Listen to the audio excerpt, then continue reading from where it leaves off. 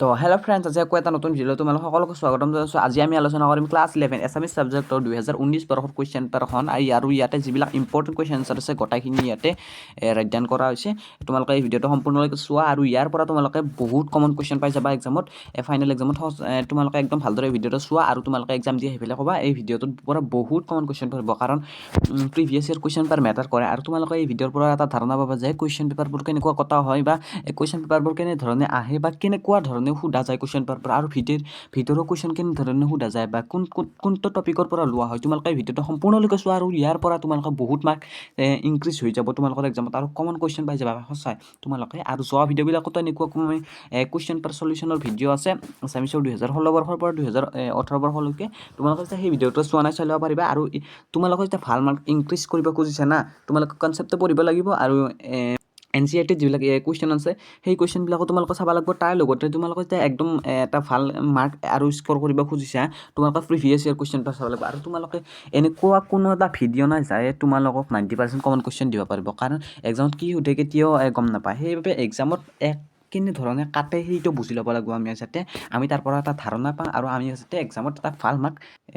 Score কৰিব পাৰোঁ, বা সেনেকৈ তোমালোকে এটা ধাৰণা ভাবি ল'ব লাগিব মনত। তোমালোকে এটা ধাৰণা কৰি ল'ব লাগিব বোলে এক্সামত এনেকুৱা ধৰণৰ কুৱেশ্যন আহিব পাৰে, আৰু সেই ধাৰণাটো পাবলৈ হ'লে তোমালোকে প্ৰিভিয়াছ ইয়াৰ কুৱেশ্যন পেপাৰবিলাক চাব লাগিব। আৰু তাতে একদম ডিটেইল থাকে যে এক্সামিনাৰ যেনেকৈ কুৱেশ্যন পেপাৰবিলাক কাটে না, তাতে গোটেইবিলাক গম পায়, আৰু তোমালোকে তাৰ পৰা কমন কুৱেশ্যনো পাই যাব পাৰা, আৰু তোমালোকে তাৰ পৰা বনাই পেলাই লিখিব পাৰা। কাৰণ কুৱেশ্যনবিলাক বাৰে বাৰে ৰিপিট হৈ থাকে, প্ৰতিবাৰ এক্সামত ৰিপিট হৈ থাকে। সেয়েহে তোমালোকে কুৱেশ্যন পেপাৰবিলাক ভালদৰে চাব লাগে যদি তোমালোকে ভাল মাৰ্ক এটা ইনক্ৰিজ কৰিব খুজিছা। আৰু যদি তোমালোকে কনচেপ্টটো পঢ়া নাই তথাপিও এই কুৱেশ্যন পেপাৰবিলাক ফ'ল' কৰিলেও তোমালোকে ইজিলি পাছ কৰি যাবা। নাই বেলেগ একো চাবই নালাগে তোমালোকে। সেয়ে তোমালোকে ভালদৰে ভিডিঅ'টো চাবা। আৰু ভিডিঅ'টো এনেকুৱা ধৰণৰ কুৱেশ্যন পেপাৰৰ ভিডিঅ' লৈ আহিম। তো আজি ভিডিঅ'টো ষ্টাৰ্ট কৰোঁ ইয়াৰ পৰাই। প্ৰথমতে আমাৰ 1 নম্বৰ কুৱেশ্যন আছে কেইটামান, 1 নম্বৰ কুৱেশ্যন, তাৰপিছত আমাৰ 2 নম্বৰ, 3 নম্বৰ, 4 নম্বৰ কুৱেশ্যন আছে। প্ৰথমতে 1 নম্বৰ কুৱেশ্যনখিনি চাই লওঁ হা। ইয়াতে কি কৈছে, সত্যনাথ বৰা গীতপুৰ ঠিকনাৰ নাম কি, বা গীতপুৰ ঠিকনা তোমালোকে এনেধৰণে কুৱেশ্যনো দিব পাৰে। আৰু এই কুৱেশ্যনটো একদম কমন কুৱেশ্যন হয়, একদম ইম্পৰ্টেণ্ট কুৱেশ্যন হয়। এইটো আমাৰ ধন্দ্ৰ ব্যৱহাৰৰ পাঠ্যৰ পৰা অনা হৈছে। ইয়াতে সুধিছে যে সত্যনাথ বৰাদেৱৰ ধনৰ ব্যৱহাৰ পাঠ্যটিৰ লেখক হ'ল সত্যনাথ বৰাদেৱৰ একমাত্ৰ গীতৰ পুথিখনৰ নাম কি? সত্যনাথ বৰাদেৱৰ একমাত্ৰ গীতৰ পুথিখনৰ নাম হ'ল কি? গীতাৱলী। এতিয়া তলত কুৱেশ্যনটো কি কৈছে, পদ্মনাথ গোহাঁই বৰুৱাৰ আত্মজীৱনীখনৰ নাম লিখা। পদ্মনাথ গোহাঁই বৰুৱাৰ আত্মজীৱনীখনৰ নাম লিখা। পদ্মনাথ গোহাঁই বৰুৱা হ'ল আমাৰ অসমত মহাত্মা গান্ধীৰ প্ৰথম পদাৰ্পণ। সেই পাঠটিৰ লেখক হ'ল আমাৰ পদ্মনাথ গোহাঁই বৰুৱা। আৰু তেওঁৰ এখন কি আত্মজীৱনী হ'ল, বা তেওঁৰ এখন আত্মজীৱনী আছিল, যাৰ পৰা এই পদ্মনাথ গোহাঁই বৰুৱাই যে লিখিছে অসমত মহাত্মা গান্ধীৰ প্ৰথম পদাৰ্পণ, এই পাঠটো যে পদ্মনাথ গোহাঁই বৰুৱাই লিখিছে, এই পাঠটো মোৰ সলনি নামৰ এই তেওঁৰ আত্মজীৱনীখনৰ পৰা লোৱা হৈছে। পদ্মনাথ গোহাঁই বৰুৱাৰ আত্মজীৱনীখনৰ নাম কি? পদ্মনাথ গোহাঁই বৰুৱাৰ আত্মজীৱনীখনৰ নাম হৈছে কি? মোৰ সোঁৱৰণী। এতিয়া তলৰ কুৱেশ্যন চাওঁ, ইয়াতে কৈছে গৌৰৱ কেই ঠাইৰ পৰা উৎপন্ন হয়? তোমালোকে এতিয়া এই কুৱেশ্যনটো নেক্সট কুৱেশ্যন পেপাৰখনতো পাইছা, আৰু এনেকৈ দেখিছা তোমালোকৰ কুৱেশ্যনবোৰ এনেকৈ ৰিপিট হৈ থাকে বাৰে বাৰে। গৌৰৱ কেই ঠাইৰ পৰা উৎপন্ন হয়? গৌৰৱ 3 ঠাইৰ পৰা উৎপন্ন হয়। সৌভাগ্য শৰীৰেৰে মন। এতিয়া তলৰ কুৱেশ্যন চাওঁ, ইয়াতে কি কৈছে, বিদ্যাৰ অনুশীলন নহ'লে কি হয়? বিদ্যাৰ অনুশীলন নহ'লে কিতাপৰ সমাদৰ নাবাঢ়ে। আৰু ৰুছ' কোন দেশৰ কবি আছিল, বা ৰুছ' কোন আছিল? ৰুছ' আছিল এগৰাকী বিখ্যাত চিন্তাবিদ বা সাহিত্যিক। ডক্টৰ হীৰেণ গোহাঁই গৱেষণা গ্ৰন্থৰ নাম লিখা। ডক্টৰ হীৰেণ গোহাঁই গৱেষণা গ্ৰন্থখনৰ নাম হ'ল কি? Tradition and paradise lost. Doctor Hiren Gohain গৱেষণা গ্ৰন্থখনৰ নাম লিখা। ডক্টৰ হীৰেণ গোহাঁই গৱেষণা গ্ৰন্থখনৰ নাম হ'ল কি? Tradition and paradise lost. কি? Tradition and paradise lost. এতিয়া 3 নম্বৰটো কি কৈছে, এইটো একদম কমন কুৱেশ্যন হয়। বিহু আকৌ আহিল গ্ৰন্থখন কোনে ৰচনা কৰিছিল? বিহু আকৌ আহিল গ্ৰন্থখন ৰচনা কৰিছিল মানে প্ৰবীণ সাহিত্যক হেম বৰগোহাঁইদেৱে। প্ৰবীণ সাহিত্যক হেম বৰগোহাঁইদেৱে বিহু আকৌ আহিল গ্ৰন্থখন লিখিছিল। একদম ইম্পৰ্টেণ্ট কুৱেশ্যন হয় এইটো, ভালদৰে চাবা। এতিয়া তলৰ কুৱেশ্যন চাওঁ হা। পৃথিৱীৰ সৰ্বোচ্চ শৃংগ মাউণ্ট এভাৰেষ্ট সমুদ্ৰ পৃষ্ঠৰ পৰা কিমান ফুট উচ্চতাত আছিল? এই কুৱেশ্যনটো লোৱা হৈছে আমাৰ এভাৰেষ্টৰ সপোন আৰু বিভীষিকা নামৰ পাঠটিৰ পৰা। অৰ্থাৎ কি, সমুদ্ৰ পৃষ্ঠৰ পৰা আমাৰ মাউণ্ট এভাৰেষ্টটো কিমান ফুট উচ্চতাত আছিল সেইটো সুধিছে। পৃথিৱীৰ সৰ্বোচ্চ শৃংগ মাউণ্ট এভাৰেষ্ট সমুদ্ৰ পৃষ্ঠৰ পৰা 29,035 ফুট বা 8,850 মিটাৰ উচ্চতাত আছিল। আৰু সৈয়দ আব্দুল মালিকে কোনখন উপন্যাসৰ বাবে সাহিত্য অকাডেমি বঁটা লাভ কৰিছিল এইটো একদম ইম্পৰ্টেণ্ট কুৱেশ্যন হয় সৈয়দ আব্দুল মালিকে অঘৰী আত্মাৰ কাহিনী নামৰ উপন্যাসৰ বাবে সাহিত্য অকাডেমি বঁটা লাভ কৰিছিল কোন সৈয়দ আব্দুল মালিক দেৱে অঘৰী আত্মাৰ কাহিনী নামৰ উপন্যাসখনৰ বাবে সাহিত্য একাডেমি বঁটা লাভ কৰিছিল এতিয়া তলৰ কুৱেশ্যন চাওঁ ইয়াতে কি হৈছে মাধৱ কন্দলীয়ে কোন যুগৰ কবি আছিল মাধৱ কন্দলী এগৰাকী প্ৰাক শংকৰী যুগৰ কবি আছিল দেৱকান্ত বৰুৱাৰ কাব্যপুথিখনৰ নাম কি দেৱকান্ত বৰুৱাৰ কাব্যপুথিখনৰ নাম হ'ল কি সাগৰ দেখিছা কি সাগৰ দেখিছা দেৱকান্ত বৰুৱা কাব্যপুথিখনৰ নাম হ'ল কি সাগৰ দেখিছা দেৱকান্ত বৰুৱা হ'ল আমাৰ কি লাচিত ফুকন নামৰ পাঠ্য লেখক লাচিত ফুকন নামৰ পাঠ্য লেখক কোন দেৱকান্ত বৰুৱাৰ কাব্যপুথিখনৰ নাম কি সাগৰ দেখিছা কি সাগৰ দেখিছা এতিয়া সুধিছে তলৰ কুৱেশ্যনটো সুধিছে যে ভাৰতীয় আন্দোলন কিমান চনত আৰম্ভ হৈছিল এই কুৱেশ্যনটো আমি ক্লাছ 10তে পাইছোঁ ভাৰতীয় আন্দোলন আৰম্ভ হৈছিল কিমান চনত 1942 চনৰ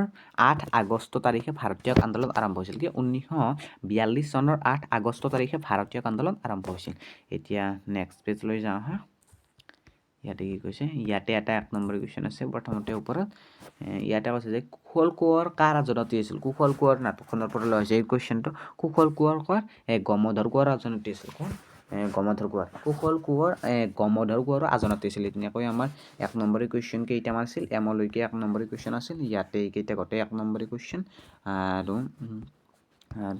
নেক্সট পেজত এটা 1 নম্বৰ কুৱেশ্যন আছে এইটো ওপৰত পৰা আমাৰ 2 মাৰ্কছৰ কুৱেশ্যন ষ্টাৰ্ট হ'ব উত্তৰ কৰা 2 মাৰ্কছৰ কুৱেশ্যন প্ৰথম কুৱেশ্যনটো কি কৈছে ইয়াতে কৈছে যে কি দুটা কাৰণত মানুহে কৃপণালি কৰে একদম সহজ প্ৰশ্ন হয় আৰু ইম্পৰ্টেণ্টো এই কুৱেশ্যনটো আমাৰ ধনৰ ব্যৱহাৰ পাঠটিৰ পৰা লোৱা হৈছে কি দুটা কাৰণত মানুহে কৃপণালি কৰে মানুহে দুটা কাৰণত কৃপণালি কৰে এটা হ'ল তেওঁ ধনৰ এটা নিজৰ কাৰণে এটা ধনৰ বা নিজৰ এটা নাম ৰাখিবলৈ পৃথিৱীত এটা তেওঁৰ নিজৰ নাম এটা ৰাখিবলৈ আৰু 2 নম্বৰটো হ'ল তেওঁৰ সন্ততিৰ বাবে এটা অক্ষয় ভাণ্ডাৰ থৈ যোৱাৰ বাবে এই কিন্তু তোমালোকে চাই ল'ব পাৰা এই তলৰ কুৱেশ্যন চাহা অসমত মহাত্মা গান্ধীৰ পোনপ্ৰথম পদাৰ্পণ পাঠত উল্লেখ থকা স্বাধীনতা যোদ্ধাৰ নাম লিখা অসমত মহাত্মা গান্ধীৰ পোনপ্ৰথম পদাৰ্পণ সেই শীৰ্ষক পাৰ্টিৰ উল্লেখ থকা স্বাধীনতা যোদ্ধাৰ নাম লিখা অসমত মহাত্মা গান্ধীৰ পোনপ্ৰথম পদাৰ্পণ সেই শীৰ্ষক পাৰ্টিৰ উল্লেখ থকা স্বাধীনতা যোদ্ধাৰ নাম হ'ল কি তৰুণৰাম ফুকন হয়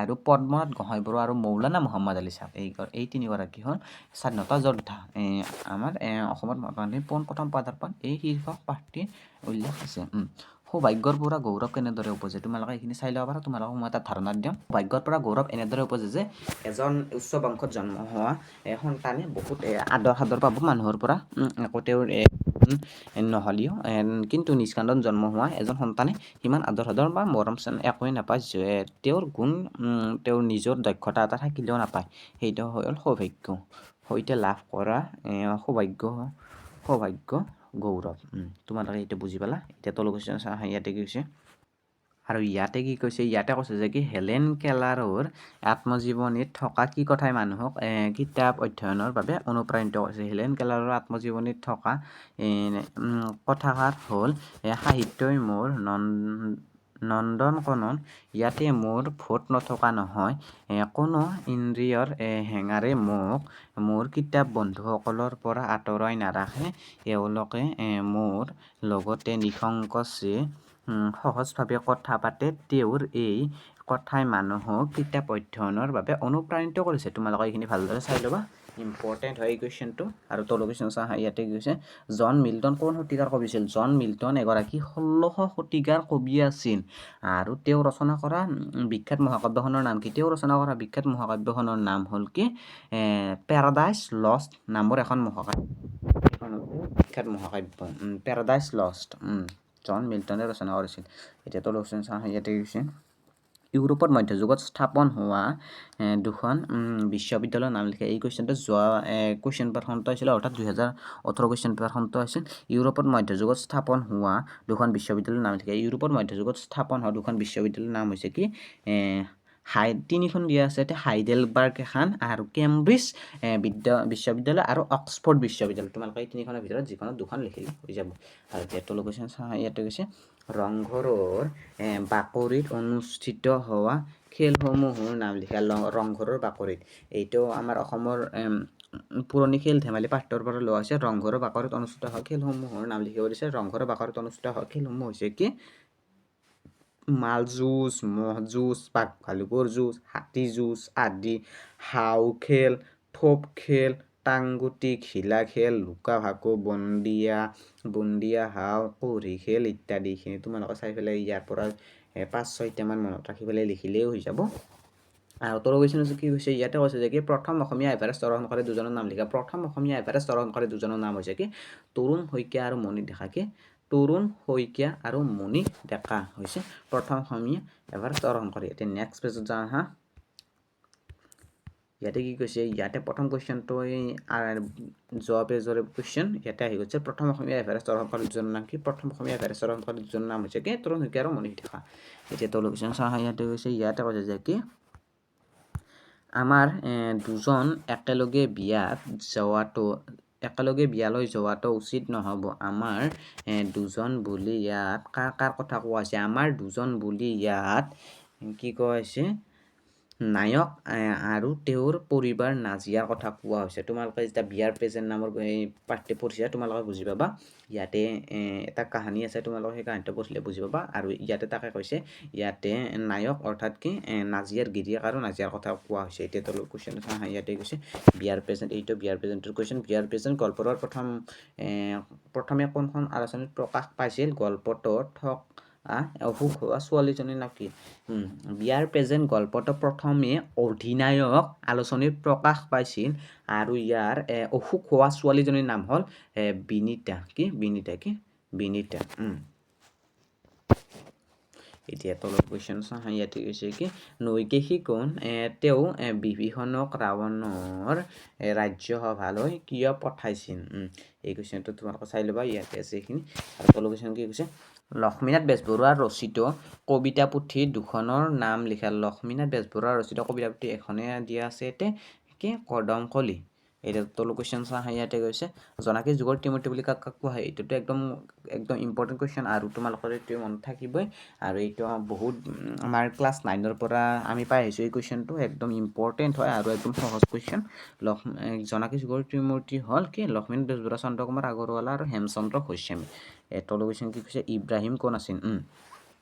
তেওঁ কি বীৰত্ব প্ৰদৰ্শন কৰিছিল? উত্তৰ, ইব্ৰাহিম আছিল এগৰাকী হিৰো জাতিৰ আদি পুৰুষ। দেৱতাৰ সন্তুষ্টিৰ বাবে বীৰ ইব্ৰাহিমে নিজৰ পুত্ৰক হত্যা কৰিছিল। অৰ্থাৎ বীৰ ইব্ৰাহিমে দেৱতাক নিজৰ পুত্ৰৰ বুকুত খঞ্জৰ অৰ্থাৎ তৰোৱাল হানিছিল। ইব্ৰাহিমৰ এই সাহস দেখি বীৰত্বৰ সন্তুষ্টি হৈ স্বৰ্গৰ পৰা দেৱতা নামি আহিছিল।